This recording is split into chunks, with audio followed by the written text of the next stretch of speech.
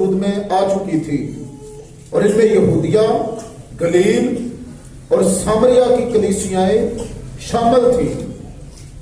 میں بات کر رہا ہوں پھل پر۔ ایک شاگرد کیا ہے؟ جو یسوع مسیح کے ساتھ پھل کے تعلق کے ساتھ جو ہے وہ زندگی بسر کرتا ہے۔ تو ایمان دوسرے باب کی 41 سے 47 آیت کا جب ہم نے مطالعہ کیا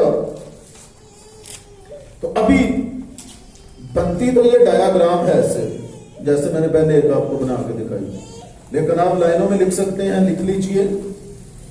پہلی بات،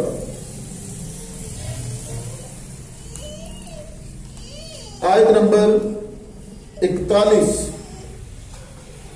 شمال 2 باب آیت نمبر 41، وہ کلیسیا میں شامل کیے گئے۔ یہاں پہ 3000 کی بات ہو رہی ہے پہلے آواز کی۔ دوسری بات، انہوں نے خوشی سے کلام قبول کیا۔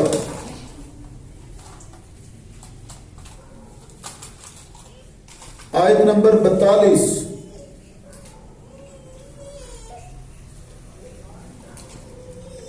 وہ کلیسیا کے وسیلے تعلیم پاتے رہے، یا لکھ لیں وہ رسولوں سے تعلیم پاتے رہے، یہ زیادہ اچھا رہے گا۔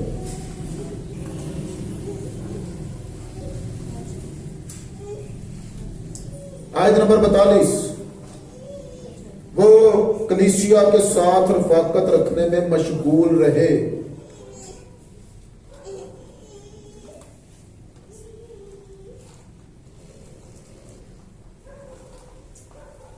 آیت نمبر 47،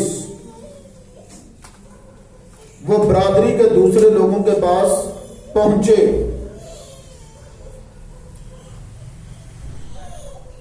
اور سب سے اہم ترین کام جو ہوا وہ یہ ہے کہ وہ شمار میں بڑھتے گئے۔ آمین۔ آیت نمبر 47 پھل ہے یہ کہ وہ شمار میں بڑھتے گئے۔ وہ جدھر بھی جا رہے ہیں روح القدس کی قدرت ان کے اندر موجود ہے، روح القدس کی قدرت ان کے وسیلے سے کام کر رہی ہے، اور وہ جدھر بھی جا رہے ہیں لوگوں کی زندگیوں کے اندر کام ہو رہا ہے، اور لوگ یسوع مسیح کو قبول کر رہے ہیں۔ پچھلے کلاس میں ہم نے بڑا زور دیا اس بات پر جب میں نے کہا، ہم سیکھ رہے تھے کہ میں یسوع مسیح کا شخصی گواہ ہوں۔ کیا ہوں میں؟ یسوع مسیح کا۔ اور یسوع مسیح نے کہا کہ کہاں سے کام شروع کرنا ہے؟ اپنے گھر سے۔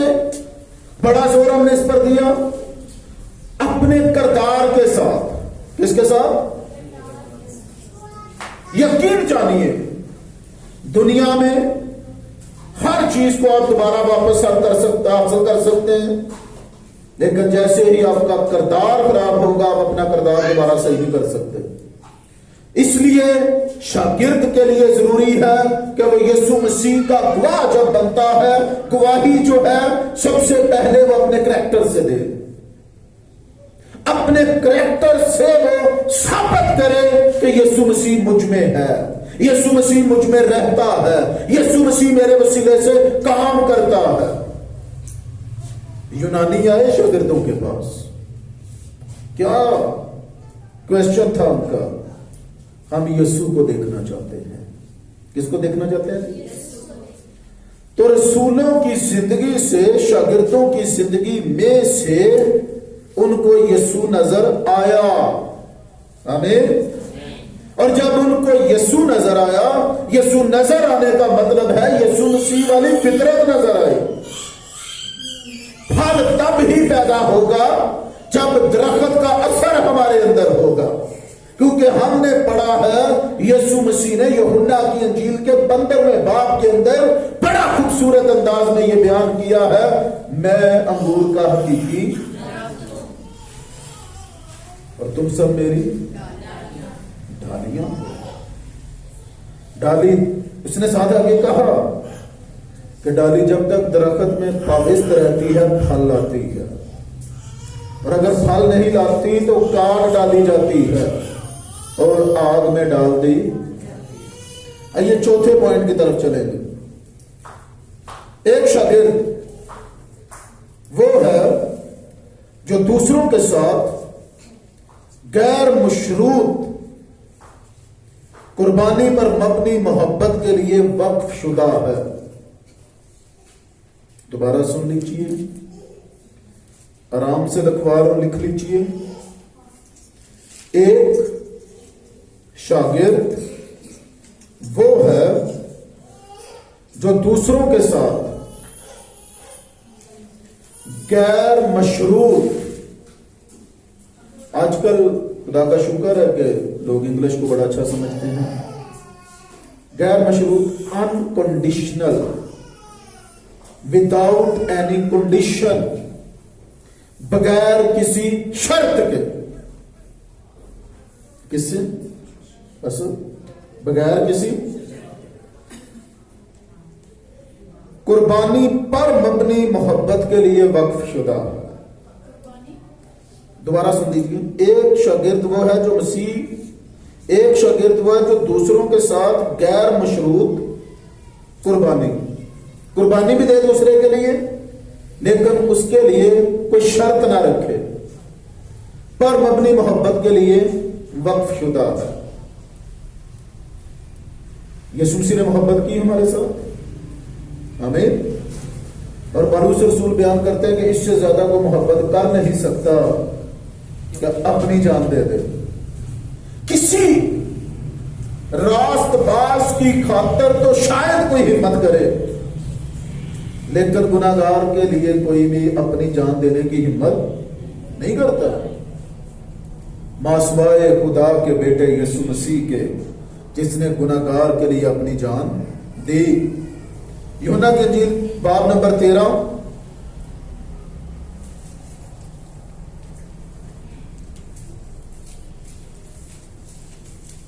آیت نمبر 34 اور 35 کو ذرا پڑھ دیجیے.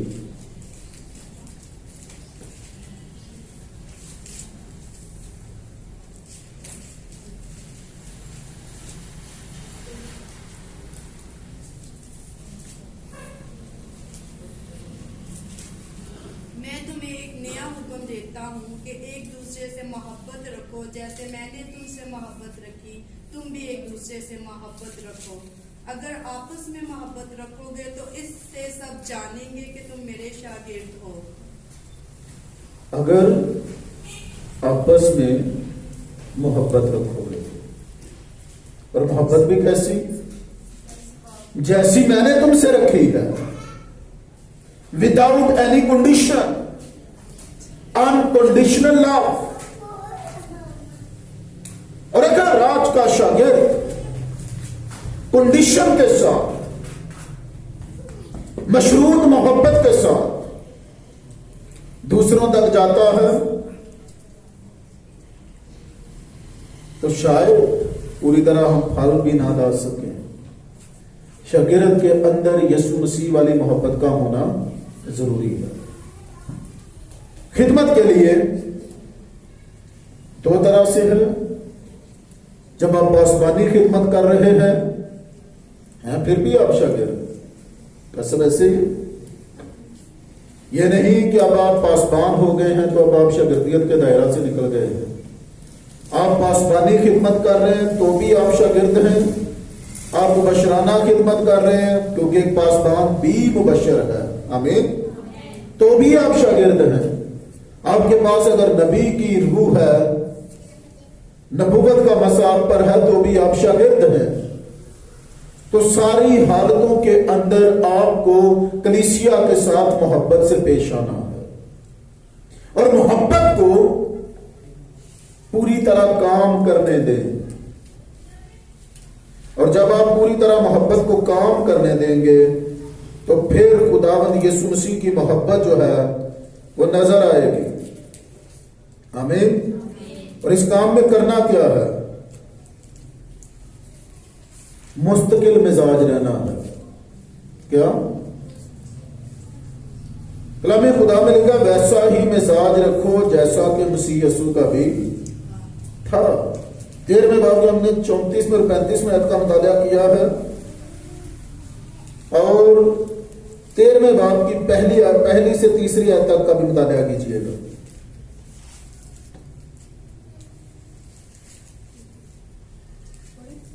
जी जी पढ़िए। ईदे फसह से पहले जब यीशु ने जान लिया कि मेरा वो वक्त आ पहुंचा कि दुनिया से रुखसत होकर बाप के पास जाऊं, तो अपने उन लोगों से जो दुनिया में थे जैसी मोहब्बत रखता था। जी, जैसी खिदमत आप कर रहे हैं तो किसी किस्म की आपने परेशानी नहीं लेनी, ज़हन में कोई तब्दीली लाने की फिक्र ना रहे।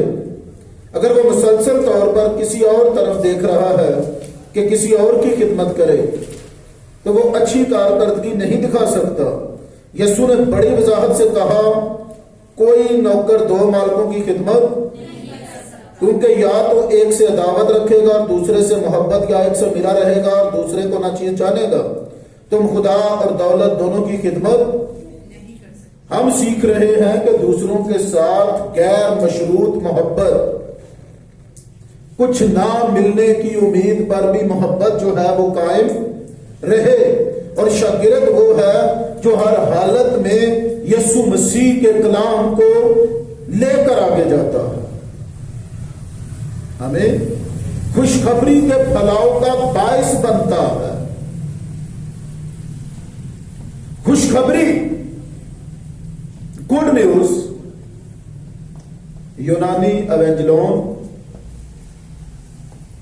ये है कि यीशु मसीह जैसा बाइबल मुकद्दस बयान करती है उसको वैसा ही प्रीच करना। आजकल दुनिया के अंदर प्रॉस्पेरिटी गॉस्पल लफ्ज इस्तेमाल होता है, खुशहाली की खुशखबरी। प्रॉस्पेरिटी गॉस्पल जो है इसने बहुत सारी जगहों पर बहुत सारी चीजों का नुकसान भी किया है कि आप चर्च आए, आपके मसाइल हल हो जाएंगे, आपकी बीमारियां जाती रहेंगी, आपके नुकसानात पूरे हो जाएंगे। गो के खुदा का बेटा यीशु मसीह सब कुछ कर सकता है, लेकिन उससे पहले हकीकी खुशखबरी का सुनना और हकीकी खुशखबरी का सुनाना जरूरी है। यीशु मसीह के साथ वक्फ होना जरूरी है, यीशु मसीह के साथ गहरा ताल्लुक कायम करना जरूरी है, यीशु मसीह के साथ शागिर्दियत में जिंदगी बसर करना जरूरी है।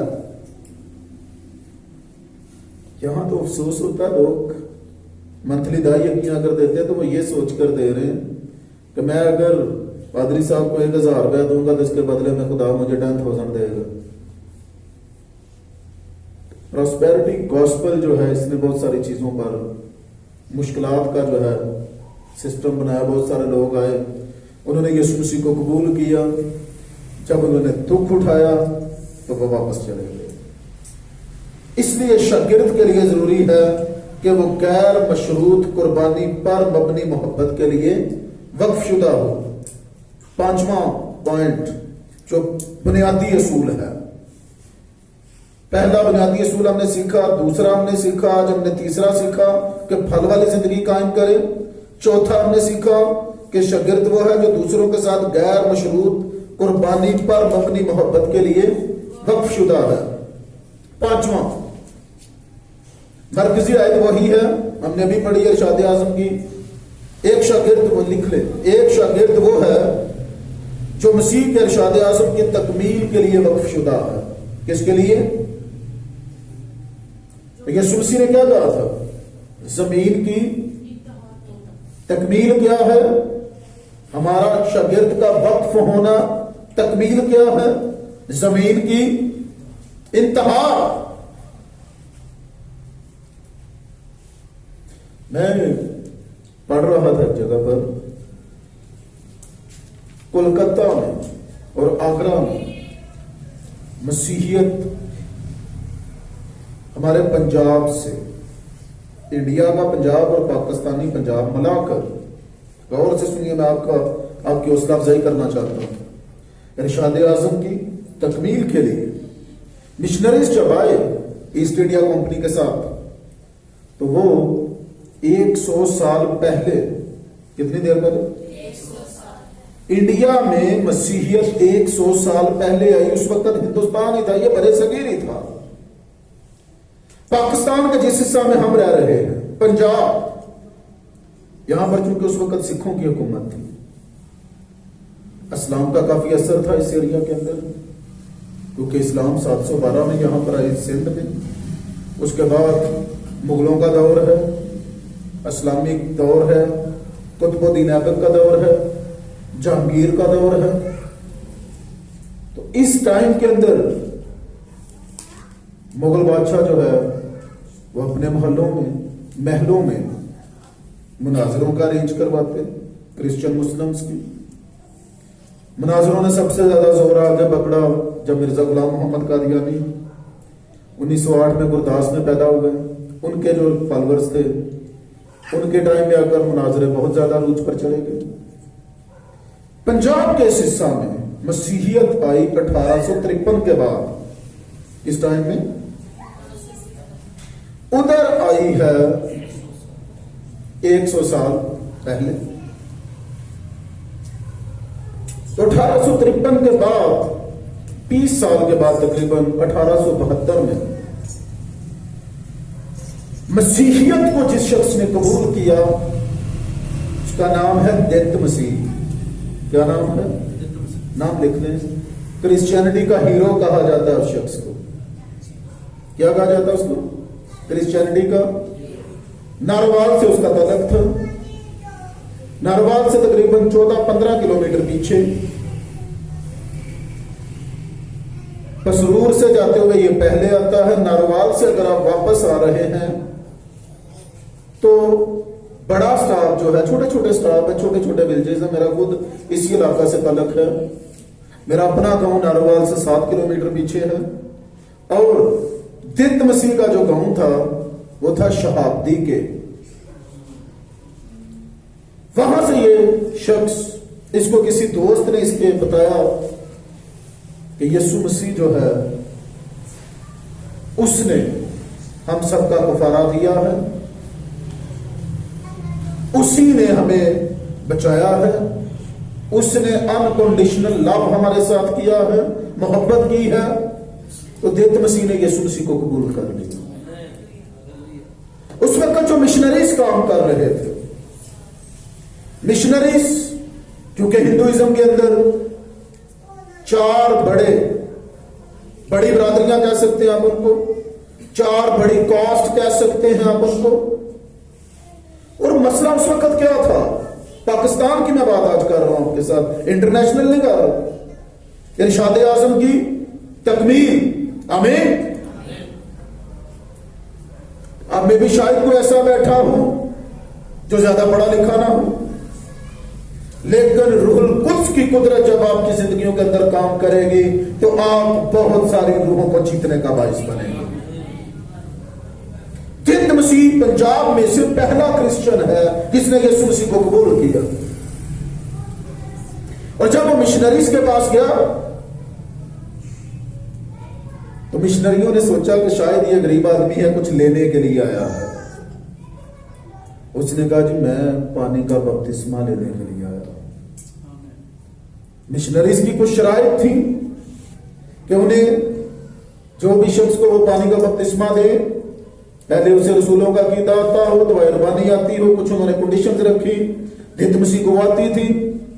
دت مسیح کو جب انہوں نے بپتسمہ دیا تو دت مسیح ایک غریب آدمی تھا. کاروبار کے لحاظ سے یہ چمڑا اتارنے والے تھے، مردار کا، جانوروں کا. یہاں سے یہ بپتسمہ لے کر گیا اور اگلے 30 سال میں لکھ لیں، بڑی اہم ڈیٹس، اگلے 30 سال میں 1872 سے 72-73 سے سٹارٹ کر کے 1930 تک. کب تک؟ آگے اگر ہم آئے تو 1930 جو ہے یہ تقریباً اینڈریو گارڈن نے عام کر دیا 1930 میں. یہ پنڈی میں گارڈن کالج جو ہے وہ اس مشنری کے نام سے ہے، اینڈریو گارڈن کے نام سے. سو اگلے سالوں میں دت مسیح نے جا کر منادی کی اور رزلٹ کیا نکلا؟ دت مسیح نے ولیجز میں، گاؤں میں جا کر منادی کی. اور جب اس نے منادی کی تو 100 لوگوں نے، کتنے لوگوں نے؟ پنجاب میں 100 لوگوں نے یسوع مسیح کو قبول کر لیا. آمین. اور اس وقت یہ سب کیا تھی؟ गैर कौमें। जात पात का बड़ा सिलसिला था। मिशनरीज ने आके स्कूल बनाए कि हम यहां पर बच्चों को क्या पढ़ाएंगे, टीचिंग देंगे, टीचिंग के साथ हम उनको बाइबल पढ़ाएंगे तो शायद बहुत सारे लोग यीशु मसीह को कबूल कर लें। ये तजर्बा इतना कामयाब ना हुआ। उन्होंने मेडिकल पर काम किया, वो भी इतना कामयाब ना हुआ। तो फिर 1930 के अंदर जब इनकी कभी ना बैठी सारी, वहां पर करंथियों के खत की एक आयत है कि उसने गरीबों को चुन लिया, हकीमों को उसने नहीं चुना। तो इस आयत को सामने रखते हुए पहले मिशनरी सिर्फ अपर लेवल के लोगों में, हाई कास्ट के लोगों में काम कर रहे थे।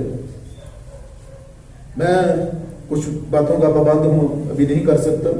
हाई लेवल के लोगों में वो काम कर रहे थे। फिर आहिस्ता आहिस्ता उन्होंने फैसला किया कि इसको लो लेवल के लोगों में भी क्या कर दिया जाए, भेजा जाए मुनादी को, इस काम को रोका ना जाए। तो इस काम का आगाज करने वाला एक आम आदमी है जिसके बारे में शायद मिशनरियों की सोच यह है कि दूत जब वापस आएगा तो कुछ मांगने के लिए आएगा, हाथ फैलाने के लिए आएगा।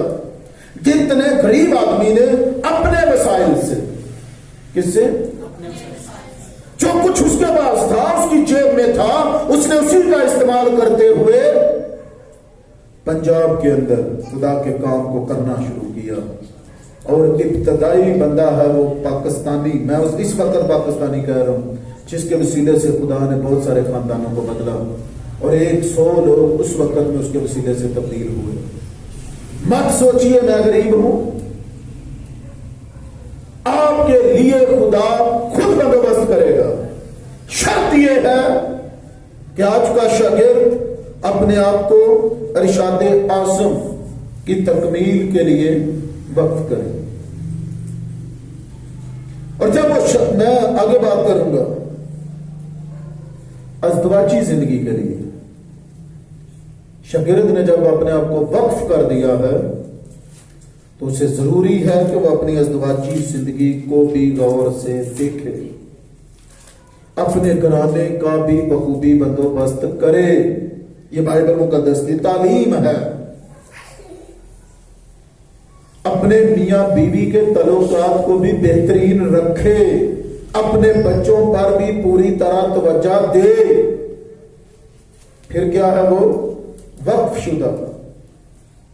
और जब वो अज़दवाजी जिंदगी पर पूरी तरह तवज्जो देगा तो फिर बाइबल मुकद्दस की वो मरकजी आयत पूरी होगी, तू ईमान ला तो तेरा घराना